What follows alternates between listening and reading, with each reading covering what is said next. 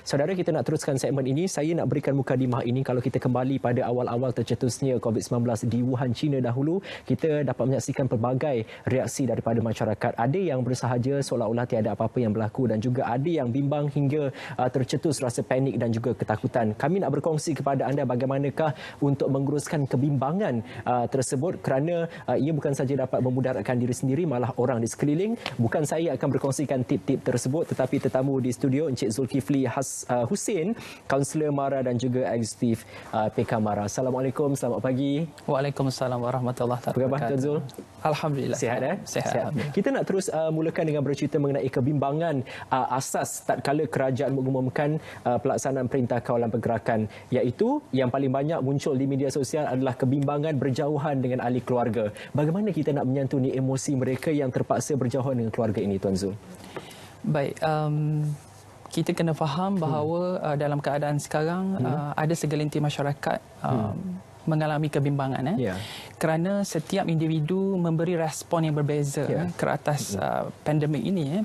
Ada dalam kalangan masyarakat mampu untuk menghadapi dengan tenang dan ada juga segelintir masyarakat untuk kita kata memilih untuk rasa cemas dan bimbang dengan keadaan ini. Dan kebimbangan ini sebenarnya ada positif dan negatif lah. Bimbang yang positif adalah bagus kerana mereka akan patuh kepada PKP.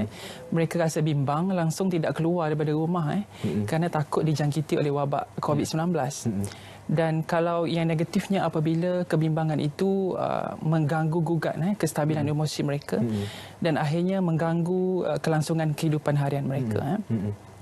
Jadi apa yang kita cuba laksanakan ataupun untuk kita meredakan emosi ini, meredakan emosi kebimbangan ini, kita menyediakan telecounselling kepada masyarakat di bawah Persatuan Kaunseling dan Psikologi MARA ataupun PK MARA untuk menangani isu tadilah. Bagi masyarakat yang duduk berjauhan dan sebagainya dengan keluarga dan sebagainya, mereka memerlukan sokongan emosi sebenarnya. Mereka perlukan saluran untuk menyalurkan kebimbangan mereka, nak bercakap dan sebagainya. Jadi kita sediakan platform ini untuk mereka meluruskan emosi tersebut. Yang kedua, kita juga menyebarluaskan maklumat mengenai COVID-19. Mengenai langkah-langkah untuk meredakan emosi dan sebagainya melalui laman Facebook kita lah. Saya yakin dan percaya langkah ini juga turut diambil oleh institusi lain, termasuk RTM sendiri. Dan yang ketiga adalah kita juga melaksanakan program CSR pada peringkat awal dulu. Sekarang kita tak buat lah sebab kita kata ada limitasi dari segi pergerakan dan sebagainya. Dan kita juga ada melaksanakan kajian untuk kita lihat bagaimana masyarakat memberi respon kepada COVID-19 ini dan bagaimana kebimbangan yang mereka alami dan bagaimana mereka berdaya tindak dengan COVID-19 ini. Jadi masyarakat di luar jangan risau, sebenarnya ada platform yang banyak lah untuk mereka berkongsi kebimbangan mereka dan insya-Allah segala platform ini akan membantu mereka untuk berdepan dengan situasi ini, insya-Allah. Setakat ini sejak PKP dilaksanakan, aduan paling banyak mengenai kes-kes apa? Adakah sebab berjauhan ataupun dari segi ekonomi, sebab kita tahu banyak juga yang terjejas pendapatan sepanjang tempoh PKP ini. Menurut aduan yang diterima daripada MARA sendiri bagaimana? Begini Andy, masyarakat pada asasnya tidak saya lihat ada 3 pattern utama kebimbangan yang mereka alami. So basically mengikut scholars, apabila kita berdepan dengan isu kebimbangan, dicadangkan dalam konsep kaunseling kita gunakan cognitive behavior therapy ataupun CBT. Dan dalam CBT ini kita akan highlight cognitive distortion ataupun kita kata unhelpful thinking style. So wujud beberapa pemikiran tidak membantu dalam kalangan beberapa dalam segolongan masyarakat. Misalnya mereka kita istilahkan sebagai predicting future ataupun fortune telling ataupun menjangkakan masa depan yang buruk. Jadi ini adalah satu keadaan yang tidak membantu, pemikiran tidak membantu sebenarnya. Jadi kita jangkakan selepas PKP ini kita akan mungkin hilang pekerjaan dan sebagainya. Sebenarnya kita bukan siapa-siapa nak predict masa depan kita. Apa yang here and now kita berada di dalam tempoh PKP ini, maka kita berdepan dengan situasi ini dengan baik, meneruskan kelangsungan hidup dan sebagainya. Pattern kedua adalah kes-kes yang kita terima adalah masyarakat ada elemen of kita sebut magnification ataupun membesar-besarkan isu ataupun membesar-besarkan emosi. Bimbang pada tahap normal tidak ada masalah. Tetapi kalau bimbang pada tahap yang kita besar-besarkan sehingga tidak memungkinkan kita untuk melangsungkan kehidupan, itu tidak wajarlah untuk kita. Dan yang pattern yang ketiga adalah apabila setengah masyarakat nak sesuatu yang sempurna semasa PKP. Kita faham bahawa ibu bapa terpaksa menguruskan anak-anak sebagainya dalam tempoh PKP ini, dan ini adalah satu tempoh yang agak panjang sebenarnya. Dan ada certain ibu bapa mereka bila buat sesuatu langkah untuk kita mendidik anak-anak di rumah, bila tidak berjaya mereka akan rasa risau. Dan apabila ada pengumuman berkait dengan PT3 dan juga UPSR dibatalkan, anak-anak mungkin okey, tapi kes-kes kita ada juga parents pula yang rasa risau, macam mana anak saya, apa kelayakan nak masuk ke MRSM, bagaimana kita nak masuk ke sekolah asrama penuh, bagaimana nak melajukan ke pelajaran ketika tempat dan sebagainya. So hal-hal ini sebenarnya adalah di luar kawalan kita. Kita serah kepada pihak kerajaan untuk menentukan dan sebagainya lah. So apa yang berlaku dalam sesi kaunseling, kita akan reconstruct cara berfikir tersebut dan kita akan dispute pemikiran tidak rasional itu. Kemudian barulah kita akan bentuk pemikiran baru, daripada pemikiran tersebut bentuk emosi yang baru, dan daripada emosi akan terbentuk tingkah laku yang baru.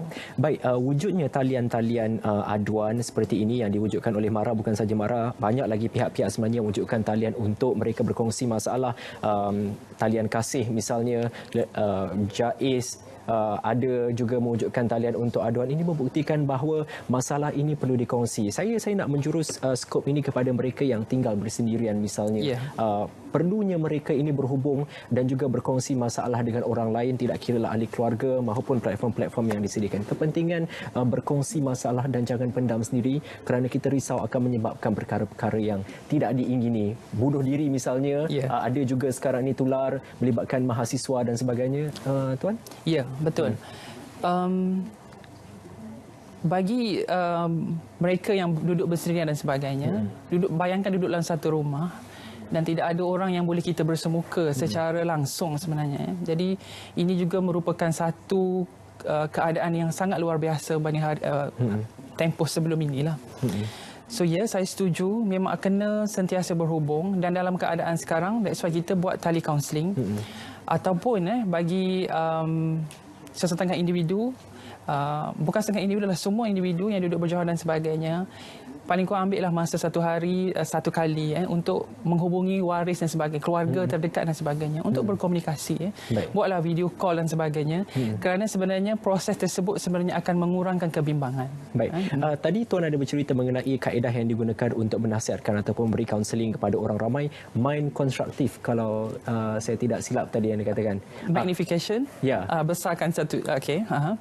Kaedah untuk membantu mereka berdepan sesuatu masalah. Mengubah cara mereka berfikir. Betul, tadi ada yang dikongsikan oleh Tuan Zulkifli. Saya nak beri contoh kepada orang ramai, misalnya mereka yang berdepan dengan masalah kewangan akibat pendapatan terjejas, perniagaan terpaksa ditutup. Mungkin Tuan boleh kongsikan kaedah bagaimana, nasihat yang bagaimana yang diberikan untuk individu yang terjejas akibat penutupan operasi perniagaan mereka dengan mengubah cara mereka berfikir itu. So ada dua pilihan di sini. Yang pertama adalah kita memilih untuk meratap-ratap isu ini. Maksudnya kita bimbang dan kita risau, kita layan perasaan kita. Kita layan perasaan tersebut sehingga tidak memungkinkan kita untuk sampai ke level berikutnya. Kerana dalam pandemik COVID-19 ini, secara khususnya ada 3 fasa. Yang pertama, masyarakat dia akan panik, akan rasa risau. Pada peringkat permulaan kita PKP. Fasa kedua adalah fasa adaptasi. So maknanya kita menyesuaikan diri dengan keadaan PKP ini. Dan fasa ketiga adalah proses perkembangan. Kita kembangkan diri kita, maknanya kita bertindak untuk menyesuaikan diri dengan keadaan ini dan merancang untuk apa yang berlaku selepas PKP. Jadi untuk usahawan-usahawan ini, pada pandangan saya, pilihan yang mereka ada adalah, instead of kita meratap-ratap tadi, baiklah kita merancang dan fokus kepada apa benda yang kita boleh buat dalam tempoh PKP ini, dan kita rancang strategi, bina networking, bincang dengan usahawan-usahawan lain secara profesional, merangka perancangan selepas PKP. Saya rasa itu lebih berbaloi daripada kita meratap-ratap kebimbangan kita tadilah. Ya, kesimpulannya adalah untuk menyelesaikan sesuatu masalah adalah dengan menghadapi masalah tersebut dan cari strategi untuk mendepani apa juga cabaran yang timbul, bukan saja untuk mereka yang berada dalam lanskap perniagaan ini, malah apa juga bidang pun sekarang ini pastinya terkesan akibat penularan COVID-19. Untuk mereka yang bimbang, masalah. Untuk yang tidak bimbang pun masalah juga. Kita bimbang untuk orang yang tidak bimbang ini. Nasihat Tuan Zulkifli sendiri. Okey, seperti saya maklumkan pada awal tadi, kalau tidak bimbang, maksudnya kita mungkin langgar pada PKP, kita minimization, maknanya kita kecilkan benda yang besar pula. COVID-19 ni benda yang bahaya. Kalau kita keluar tanpa hala tuju, kita tanpa matlamat, kita buat macam hari biasa. Maknanya kita minimize, kita kecilkan benda yang besar. Maksudnya kita mendedahkan diri kita kepada kita kata wabak COVID-19 ini. So saranan saya adalah sebenarnya perlu ada kebimbangan normal ini. Tak ada masalah. Kita rasa risau. Walau bagaimanapun kita meneruskan kelangsungan hidup seperti biasa, amalkan gaya hidup sihat, jangan makan berlebih, jangan berkurang, tidur jangan berkurang ataupun berlebih dan sebagainya lah sepanjang tempoh ini. Baik, salah satu cadangan yang saya baca dikongsikan di akhbar-akhbar untuk mereka yang mungkin sekarang ini terperangkap di sesuatu lokasi, misalnya mahasiswa yang berada di kampus tidak dengan pergerakan terhad, mereka tidak dapat berjumpa dengan ibu bapa, apatah lagi sekarang ini dengan kehadiran Ramadan, kita nak dekat raya, emosi mereka bergejolak. Itulah yang timbul macam-macam luahan di media sosial. Salah satu cadangan yang dikongsikan oleh pakar psikologi itu adalah dengan merancang aktiviti harian. Kepentingannya, Tuan? Baik, kita yakin bahawa setiap individu as a human being, kita nak pastikan kehidupan kita lebih baik daripada semalam. Jadi konsep ini berterusan dalam hidup kita walaupun kita PKP, walaupun kita terbatas tak boleh nak bergerak dekat rumah. Jadi kita kena pastikan bahawa kehidupan semalam kita 16 April, sekian-sekian kita buat. 17 April pada hari ini, kita kena pastikan ada benda yang meningkatkan kemahiran kita, skill kita dan sebagainya. So sangat penting untuk kita merencanakan tempoh PKP ini, kita memaknakan tempoh ini supaya bila kita keluar daripada PKP ini, kita menjadi individu yang lebih baik. Walaupun kita diuji, kita jadikan ini sebagai peluang untuk kita menjadi individu yang lebih baik. Jadi sebenarnya mahasiswa tak kira siapa sebenarnya, kita faham kerisauan dan keluh kesah itu, tetapi cuba rancang secara spesifik apa benda nak buat. Contohnya, kita bila kita sibuk bekerja, kadang-kadang kita susah nak solat tepat waktu, nak buat solat sunat, nak solat duha dan sebagainya. Sebenarnya ruang ini perlu digunakan untuk kita praktiskan, dan tempoh yang ada ini kita shape behavior baru, dan mudah-mudahan selepas PKP ini kita dapat amalkan. Jadi ini sangat penting kepada mahasiswa, dan bila kita memaknakan kehidupan harian kita setiap hari, kita akan mengurangkan kebimbangan kita, insyaAllah. Baik, saya suka sebenarnya dengan perkongsian yang diberikan oleh Tuan Zulkifli tadi. Saya ibaratkan bahawa COVID-19 adalah kapal terbang, kita semua masuk ke dalam kapal terbang itu, tapi bila kita keluar, it depends untuk menjadi orang berbeza ataupun orang yang sama dengan hari yang sebelumnya. InsyaAllah semoga bermanfaat. Terakhir sekali, bagaimana orang ramai boleh menzahirkan aduan ataupun ingin mohon nasihat kepada Pekamara,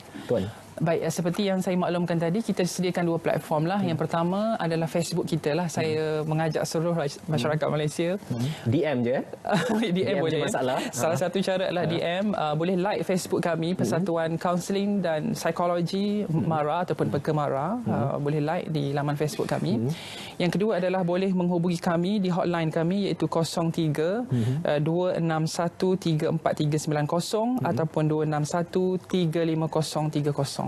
InsyaAllah kita ada 160 kaunselor, kaunselor profesional kita di seluruh negara yang insyaAllah akan membantu masyarakat untuk meluruskan emosi mereka.